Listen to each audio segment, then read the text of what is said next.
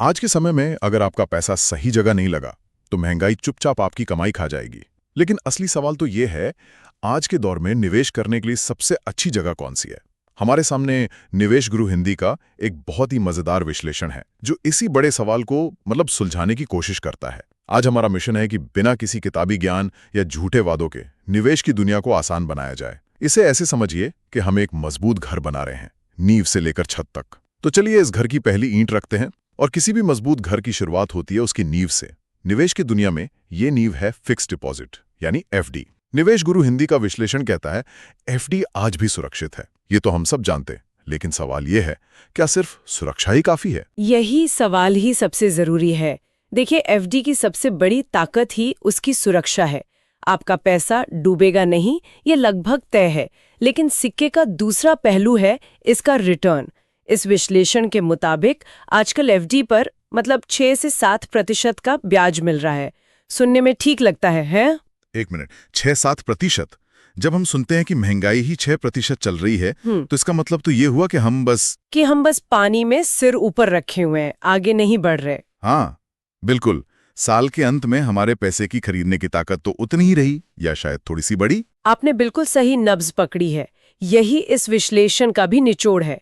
FD आपके पैसे को महंगाई की दिमक से बचाने का काम करती है, लेकिन उसे एक तरह से बढ़ाने का नहीं। इसे ऐसे सोचिए कि ये आपके पैसे के लिए एक बहुत सुरक्षित लॉकर है, पर उस लॉकर में पैसे को बढ़ाने वाला कोई जादू नहीं है। तो फिर इसका असली इस्तेमाल क्या है? कैसे पूरी तरह से नकार देना चाहिए? नहीं, बिल्कुल नहीं। नींव के बिना घर नहीं बन सकता। विश्लेषण के अनुसार एफडी 2 कामों के लिए बेहतरीन है।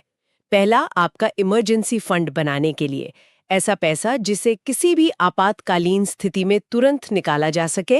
और दूसरा, आपके छोटी अवधि के लक्ष्यों के लिए।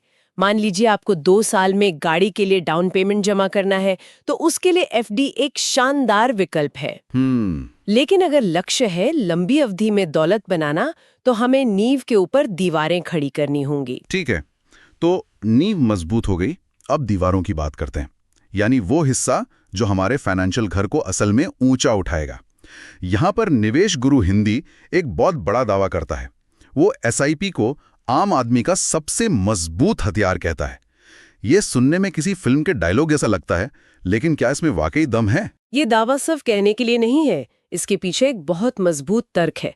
एसआईपी यानी सिस्टमैटिक इन्वेस्टमेंट प्लान ने निवेश को कुछ अमीर लोगों के दायरे से निकालकर आम आदमी तक पहुंचा दिया है। इस विश्लेषण में बताया गया है कि आप महीने के सिर्फ 500 रुपए से भी शुरुआत कर सकते हैं। ये उस सोच को तोड़ता है कि निवेश के लिए लाखों रुपए चाहिए। 500 रुपए से शुरुआत तो ठीक है, पर असली बात तो रिटर्न की है। विश्लेषण में लंबी अवधि में 12 से 15% तक के रिटर्न की बात की गई है, जो एफडी से लगभग दुगना है। लेकिन यहीं पर मेरे मन में, और शायद हर नए निवेशक के मन में, खतरे की घंटी बजती है। बाजार का जोखिम, पैसा डूब गया तो। बिल्कुल, और ये डर जायज भी है। लेकिन एसआईपी का पूरा डिजाइन ही इस डर को कम करने के लिए बनाया गया है। इसे रुपी कॉस्ट एवरेजिंग कहते हैं, जो सुनने में थोड़ा टेक्निकल लगता है पर है बहुत सरल। इसे थोड़ा और आसान बना सकती हैं किसी उदाहरण के साथ? जरूर। इसे ऐसे समझिए, जब आप हर महीने सब्जी खरीदने जाते हैं तो आप भाव नहीं देखते। कभी टमाटर 20 रुपए किलो मिलते हैं तो आप ज्यादा खरीद लेते हैं, कभी वही टमाटर 80 रुपए किलो होते हैं तो आप कम लेते हैं। साल के अंत में आपने ना तो सबसे सस्ते में खरीदा, ना सबसे महंगे में, बल्कि एक औसत भाव पर खरीदा। अच्छा। एसआईपी भी आपके निवेश के लिए ठीक यही करता है। ये आपको बाजार के भाव की चिंता से मुक्त कर देता है। जब बाजार गिरा हुआ होता है तो आपके 500 रुपए में ज्यादा यूनिट्स आ जाते हैं, और जब बाजार चढ़ा होता है तो कम। मतलब बाजार के उतार चढ़ाव जो असल में एक डर की वजह हैं, एसआईपी उसे निवेशक के फायदे में बदल देता है। ये तो सोचने का पूरा नजरिया ही बदल देता है। बिल्कुल। इसीलिए विश्लेषण इसे नौकरी करने वालों और शुरुआती निवेशकों के लिए सबसे संतुलित निवेश मानता है। ये एक मैराथन दौड़ने जैसा है, 100 मीटर की रेस नहीं। मैंने जब अपना पहला एसआईपी शुरू किया था तो पहले 6 महीने तक मेरा निवेश लाल निशान में था। हर महीने पैसा डालते हुए बहुत डर लगता था, लेकिन मैंने अनुशासन बनाए रखा। आज जब मैं पीछे मुड़कर देखती हूँ तो समझ आता है कि वही सबसे अच्छी खरीद थी जो मैंने बाजार के निचले स्तरों पर की थी। ये एक बहुत ही मजबूत बात है। तो एफडी हमारी नींव हो गई, एसआईपी हमारी दीवार है। अब आते हैं छत पर। शायद एक हाईटेक सोलर पैनल वाली छत जो ज्यादा ऊर्जा दे सकती है। मेरा मतलब है सीधे स्टॉक मार्केट। निवेश गुरु हिंदी की एक पंक्ति मुझे बहुत पसंद आई। स्टॉक मार्केट अमीर बनाता है, लेकिन सिर्फ समझदार को। अब ये समझदार कौन है? क्या इसके लिए कोई डिग्री चाहिए? नहीं, कोई डिग्री नहीं चाहिए। यहाँ समझदार का मतलब है वो इंसान जो ज्ञानी भी है और जिसमें धैर्य भी है। सीधे स्टॉक्स में निवेश करना एसआईपी के मुकाबले कहीं ज्यादा मेहनत का काम है। यहाँ आप सिर्फ पैसा नहीं, अपना समय और दिमाग भी लगा रहे हैं। आपको कंपनी के काम को समझना होता है, ये देखना होता है कि कंपनी कमा कैसे रही है, उस पर कर्ज कितना है। ये सुनने में बहुत मुश्किल लगता है, जैसे कि बैलेंस शीट पढ़ना। ये तो किसी चार्टर्ड अकाउंटेंट का काम लगता है। क्या किसी आम निवेशक के लिए कोई सरल तरीका है जिससे वो शुरुआत कर सके? एक बहुत सरल तरीका है। आपको पूरी बैलेंस शीट समझने की जरूरत नहीं है। बस एक चीज देखिए, क्या कंपनी पर कर्ज उसकी कुल संपत्ति से ज्यादा है? अगर हाँ, तो ये एक खतरे की घंटी है जिसे एक नया निवेशक भी आसानी से पहचान सकता है। इस विश्लेषण में एक बहुत अच्छी तुलना की गई है।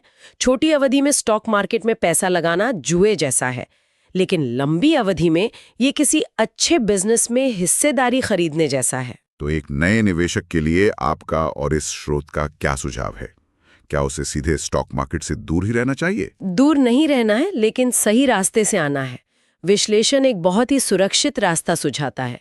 पहले एसआईपी के जरिए बाजार के पानी में उतरें, तैरना सीखें। म्यूचुअल फंड आपको सिखाता है कि बाजार कैसे काम करता है, उतार चढ़ाव क्या होते हैं और धैर्य रखना कितना जरूरी है। जब आपकी समझ और आत्मविश्वास बढ़ जाए, तब आप धीरे धीरे अच्छी मजबूत कंपनियों के स्टॉक्स में सीधे निवेश करने के बारे में सोच सकते हैं। ठीक है, तो हमारा घर लगभग तैयार है। नींव एफडी, दीवारें एसआईपी और छत स्टॉक्स। लेकिन हर घर को एक मजबूत बीमा की भी जरूरत होती है जो किसी तूफान या भूकंप से बचा सके। मेरे ख्याल से यहीं पर सोना यानी गोल्ड अपनी भूमिका निभाता है। विश्लेषण इसे सुरक्षा का कवच कहता है। और ये कवच बहुत जरूरी है। सोने का रिश्ता शेयर बाजार से अक्सर उल्टा होता है। जब अर्थव्यवस्था में अनिश्चितता होती है या शेयर बाजार तेजी से गिरता है, तो निवेशक सुरक्षित विकल्प के तौर पर सोने की तरफ भागते हैं। ऐसे में सोने की कीमत बढ़ती है। अच्छा, ये आपके पोर्टफोलियो के लिए एक शॉक एब्जॉर्बर की तरह काम करता है। तो ये एक तरह का बैलेंस बनाने वाला काम करता है। मतलब अगर आपके पोर्टफोलियो का एक हिस्सा जैसे शेयर्स अच्छा प्रदर्शन नहीं कर रहा, तो दूसरा हिस्सा सोना उस नुकसान की भरपाई में मदद कर सकता है। बिल्कुल। लेकिन आज भी बहुत से लोग सोने का मतलब गहने या सिक्के खरीदना ही समझते हैं। क्या ये सही तरीका है? ये पारंपरिक तरीका है, लेकिन सबसे स्मार्ट नहीं। निवेश गुरु हिंदी का विश्लेषण साफ तौर पर फिजिकल सोने के मुकाबले डिजिटल गोल्ड या गोल्ड ईटीएफ को बेहतर मानता है। ईटीएफ मतलब? Exchange traded fund. जी।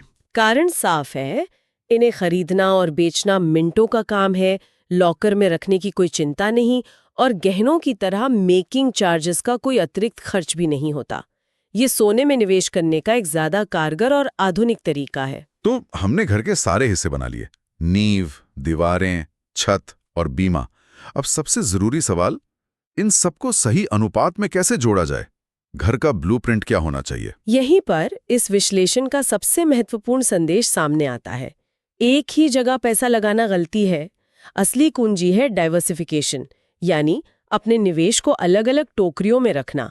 अगर एक टोकरी गिर भी जाए तो सारे अंडे ना टूटे। और ये विश्लेषण सिर्फ सलाह देकर नहीं छोड़ता, बल्कि एक पूरा ब्लूप्रिंट भी देता है। हाँ, और ये ब्लूप्रिंट बहुत ही व्यावहारिक है। इसके अनुसार आपके निवेश का सबसे बड़ा हिस्सा यानी 50 से 60% जो आपके घर का इंजन है, वो एसआईपी के जरिए इक्विटी म्यूचुअल फंड में जाना चाहिए। ठीक है। इसके बाद 20 से 30% एफडी या डेट फंड्स जैसे सुरक्षित विकल्पों में जाना चाहिए। ये आपके घर की मजबूत नींव है। फिर 10 से 15% सोने में लगाना चाहिए, जो बीमा का काम करेगा। और आखिर में जो हिस्सा मुझे सबसे दिलचस्प लगा, वो है 5 से 10% खुद की सीखने और नए प्रयोगों के लिए। हाँ, ये आखिरी बिंदु वाकई अनोखा है। सीखने और प्रयोग के लिए पैसा अलग रखना, इसकी बात ज्यादातर लोग नहीं करते। इसका क्या महत्व है? इसका बहुत गहरा महत्व है। ये सिर्फ प्रयोग के लिए नहीं है, ये आपको लालच और फोमो मतलब फियर ऑफ मिसिंग आउट से भी बचाता है। जब कोई दोस्त आपको किसी हॉट टिप या किसी नई क्रिप्टो करेंसी के बारे में बताता है जो रातों रात डबल हो रही है, हाँ, होता है ऐसा। तो आप अपने मुख्य पोर्टफोलियो को छेड़े बिना इसी छोटे हिस्से से उसमें थोड़ा निवेश करके देख सकते हैं। अगर वो चल गया तो बढ़िया, अगर डूब गया तो आपका सबक सस्ता था और आपका मुख्य फाइनेंशियल घर पूरी तरह सुरक्षित रहा। ये आपको एक बेहतर और शांत निवेशक बनाता है। ये पूरी रणनीति ग्रोथ, सुरक्षा और सीखने का एक बेहतरीन मिश्रण पेश करती है। चर्चा समाप्त करने से पहले इस विश्लेषण में दी गई एक बहुत जरूरी चेतावनी पर बात करना भी उतना ही जरूरी है। ये शायद आज की चर्चा का सबसे जरूरी हिस्सा है।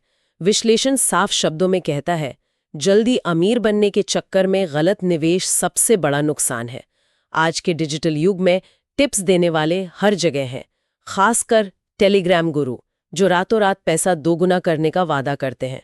इनसे बचना बहुत जरूरी है। मतलब किसी की भी सलाह पर आंख बंद करके भरोसा नहीं करना है, चाहे वो कितना भी बड़ा एक्सपर्ट क्यों ना हो। बिल्कुल नहीं। निवेश आपका पैसा है और उसकी जिम्मेदारी भी पूरी तरह आपकी है। सबसे अच्छी रणनीति है खुद सीखें, समझें और फिर निवेश करें। दूसरों से जानकारी जरूर लें, लेकिन अंतिम फैसला अपनी समझ और रिसर्च के आधार पर ही करें। सही बात है। इस पूरी चर्चा का सार यही है कि ज्ञान ही सबसे बड़ा सुरक्षा कवच है। आज की चर्चा से ये तो साफ है कि एक संतुलित और डाइवर्सिफाइड पोर्टफोलियो बनाना ही सबसे समझदारी भरा रास्ता है। निवेश गुरु हिंदी के विश्लेषण ने हमें एक प्रतिशत आधारित ब्लूप्रिंट भी दिया है, जो एक बेहतरीन शुरुआती बिंदु है। लेकिन यहाँ से एक सवाल मेरे मन में उठता है, जिस पर हमारे श्रोताओं को सोचना चाहिए। किसी निवेशक की उम्र इस ब्लूप्रिंट को कैसे बदल सकती है? क्या 25 साल के युवा और 55 साल के व्यक्ति जो रिटायरमेंट के करीब हैं, दोनों के लिए यही प्रतिशत सही रहेगा?